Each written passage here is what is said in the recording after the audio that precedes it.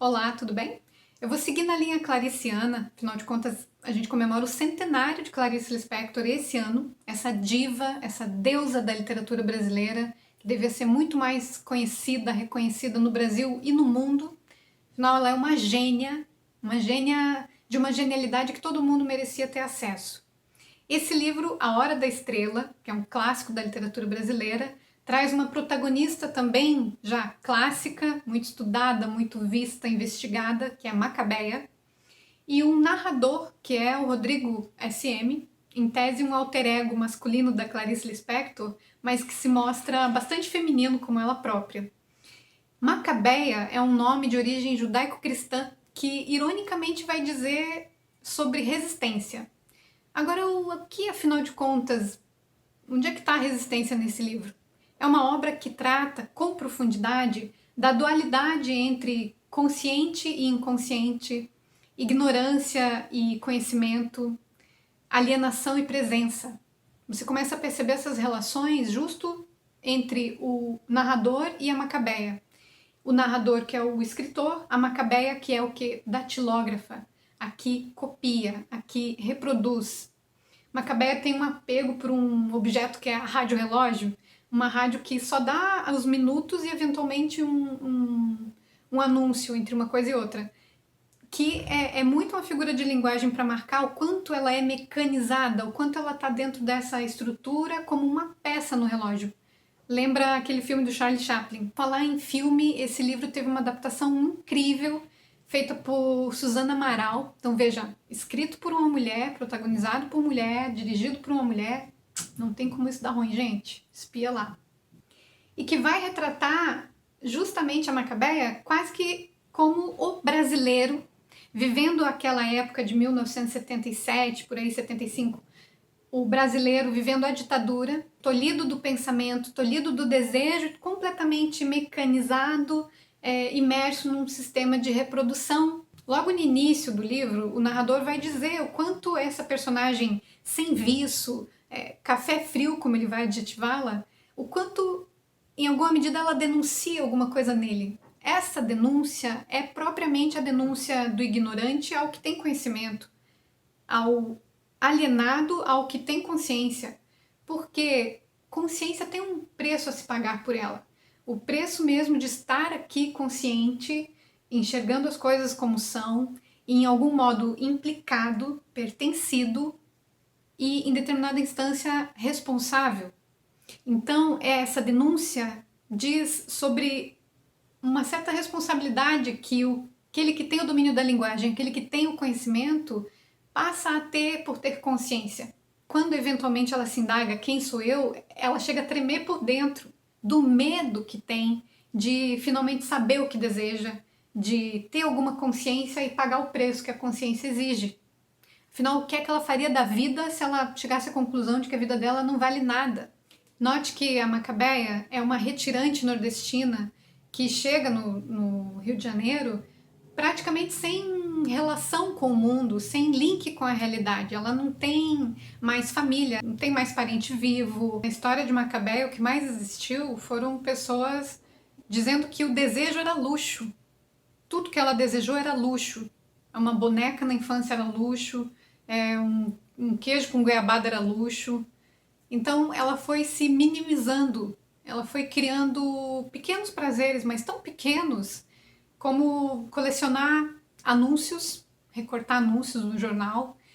Tem uma fala da Clarice que ela diz que Macabeia passou a ser supersônica na vida, ou seja, passa pela vida sem se implicar, sem tocar em nada, sabe? Quase que um sujeito invisível. Diz muito sobre invisibilidade esse livro. Clarice, com a escrita literária, faz muito bem esse movimento de a gente se identificar tanto com a pobreza de Macabeia quanto o que há de humano nela. Então, em alguma medida, ter empatia, porque quem de nós sabe quem é de fato? Sempre há na gente algo que a gente não sabe sobre a gente. Porque não houve na história da Macabeia alguém que a nominasse. Nós, quando estamos no mundo, temos uma parte que sabemos de si e uma outra parte que só vamos saber se o outro der notícia pra gente. Isso constitui o ser. Macabeia não tem essa figura na história dela. Quando ela encontra um sujeito chamado Olimpo, que é o mais próximo do amor que ela vai viver, e o cara chama ela de senhorinha, ali ela passa a ser alguém. Esse encontro do amor, ele vai se dar num dia de chuva. Hoje chove, é bonito isso.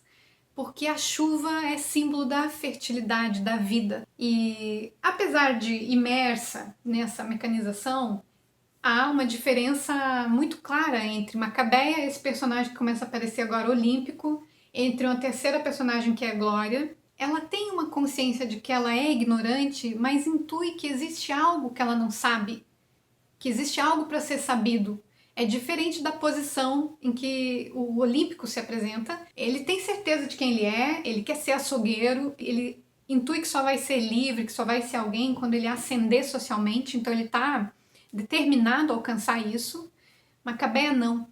Ela se questiona, ela duvida, ela não tem certeza de nada, não se encerra. Enquanto o olímpico se encerra na sua ignorância, a Macabeia goza de alguma liberdade de não saber. Esse olímpico, que é tão impetuoso, que é tão sabedor de si, que se incomoda com o não saber da Macabeia, ele também tem muito medo de perder o que ele tem, de perder esse nome, esses predicados que lhe deram de cabra macho, como ele é conhecido.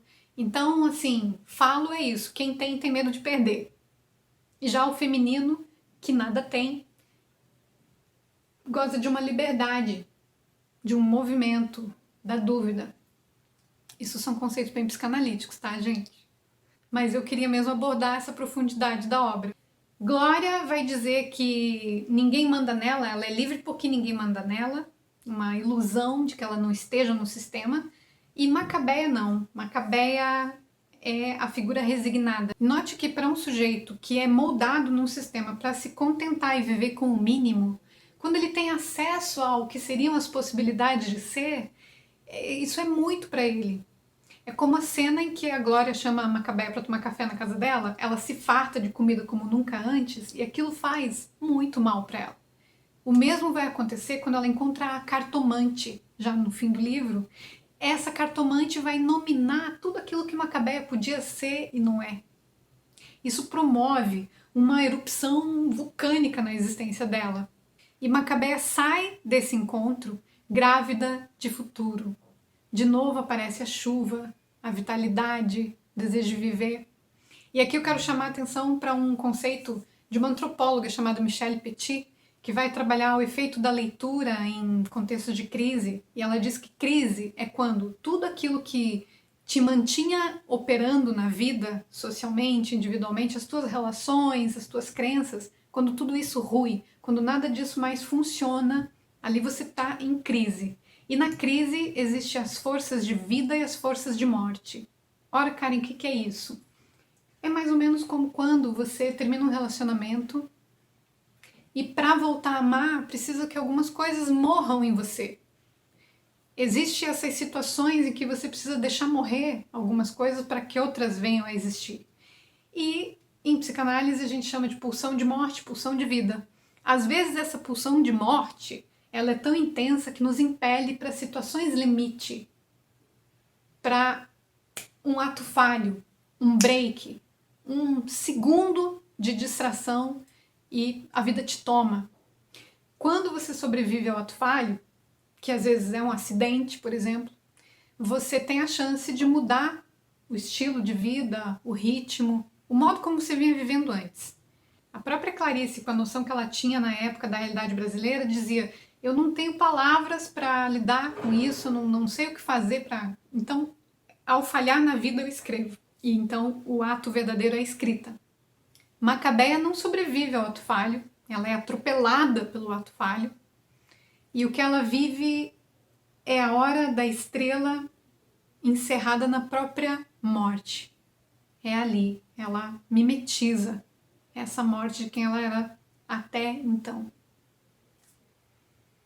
Então, meus amigos, olha que obra profundamente tocante. Afinal de contas, qual é o teu grau de conhecimento sobre si mesmo? Teu grau de consciência? Quem são as pessoas ao teu redor que te nominam? Aquelas através das quais você se conhece.